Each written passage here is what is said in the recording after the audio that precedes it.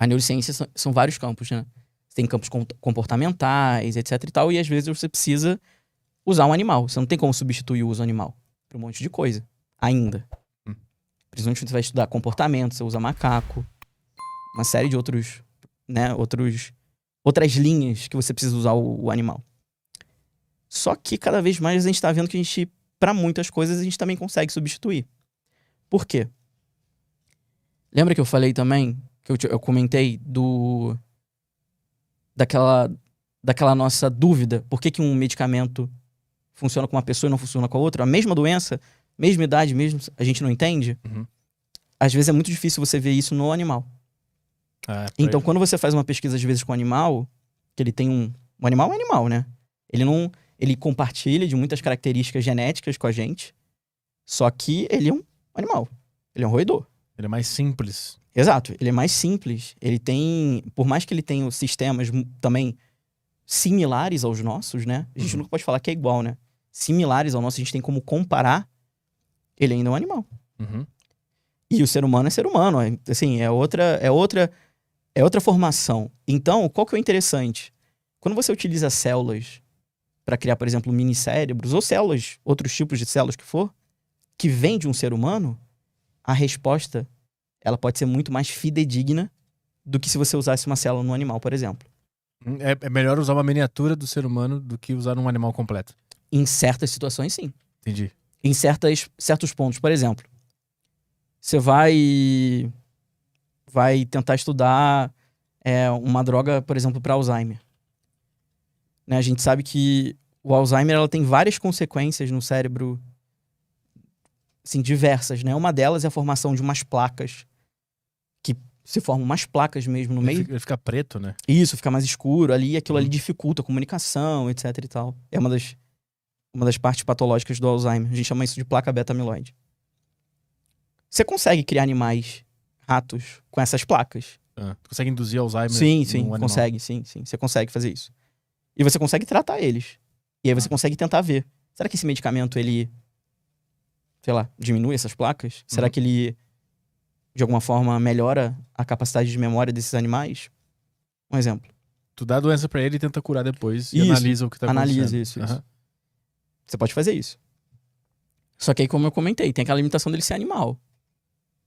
Só que aí, se você pega um minicérebro, né, você constrói esse minicérebro, ou qualquer célula que você pegue, por exemplo, numa pessoa com Alzheimer, o processo de reprogramação, ele não exclui a genética da pessoa. Tá, então, se tu pegar a célula de um cara que tem Alzheimer, a célula dele vai ter. Transformar em embrião de novo, e depois desenvolver ele para um cérebro novamente, ele vai ter o... ficou guardado, então. Vai ter as características do Alzheimer. Então, meio que sempre esteve ali essa informação. Exato. Você consegue simular o que aquela pessoa tem. Se ela já tem... Mas eu digo assim, pra tu fazer isso, tu pega a célula de alguém que tem Alzheimer. Isso. Ela já tem uma mutação, ela já tá... Ela já tem uma coisa errada. Aí tu faz aquele processo pra transformar essa célula na célula tronco. E o erro continua. E aí depois esse erro que seria o Alzheimer continua. Aí quando tu faz de novo pra virar um cérebro novamente, ele se desenvolve com o Alzheimer de novo. Exato. Então, isso a gente acaba concluindo que essa informação sempre esteve nessa célula. Sempre esteve. Tava no mapa de instruções ter esse problema. É isso? É isso. E aí, o que acontece? Quando você desenvolve um minicérebro de uma pessoa com Alzheimer, ele vai ter placa beta-amiloide. E aí, se você pega um minicérebro de uma pessoa que é saudável, não vai ter. E aí você já consegue ver diferença. Uma tem, outra não tem. Isso é meio assustador. Porque parece que a gente já tá destinado a ser ou não ser alguma coisa. E eu não sei até onde isso vai. Se vai até nossas habilidades, nossos sonhos, nossas vocações, tudo. Cara, o mais doido, eu acho que assim, sendo cientista, pensando como cientista, é pensar na quantidade de coisa que pode dar errado. A gente aqui, às vezes, é até meio negativo, né? Tem mais chance de dar errado do que dar certo. A vida... a vida te exige... A vida mostra isso. Mas, se você olha de uma perspectiva biológica, cara, a gente já nasce morrendo, as células já começam a sofrer estresse, o envelhecimento é um reflexo disso, né? A gente fica mais lento, tudo começa a cair, e se você for olhar internamente o que tá acontecendo, é desesperador.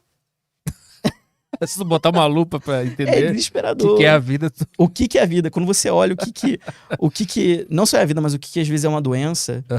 Porque às vezes você pensa assim, a pessoa tem Alzheimer, você associa com falta de memória, né? Normalmente. A pessoa tem Alzheimer, ela tem falta de memória, é um dos sinais. Agora, quando você para pra olhar com uma lupa... O que de fato é essa porcaria? Cara, é sinistro. É sinistro. Primeiro porque você não consegue curar, né? Tanto que a gente chama isso de uma doença neurodegenerativa. Ela só vai piorar. É uma sentença, né? E, tipo, aquele bebê já nasceu com essa instrução. Tenha Alzheimer. E aí o que a gente quer entender é o seguinte. Será que fatores ambientais, eles ativam isso? Porque ele pode ter um monte de coisa programada pra acontecer. Exato. E ele simplesmente não foi num lugar que ativou aquela instrução. Isso é um outro ponto. Nossa que a gente chama de epigenética. Que é uma área gigantesca, assim. Nunca estudei tanto sobre isso na minha vida. Sempre leio um pouco sobre. Mas também para entender como que os nossos hábitos, eles influenciam nisso. De alguma forma, no aparecimento de doenças.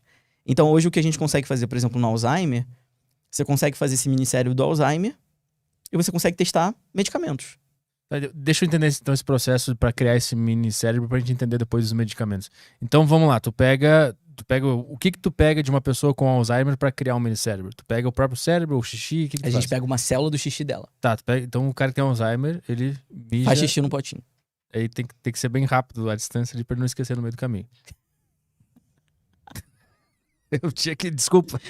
Eu não aguentei. Aí então ele vai lá e faz xixi no potinho. Obrigado. Tem que botar as risadas também pra gente aliviar aqui.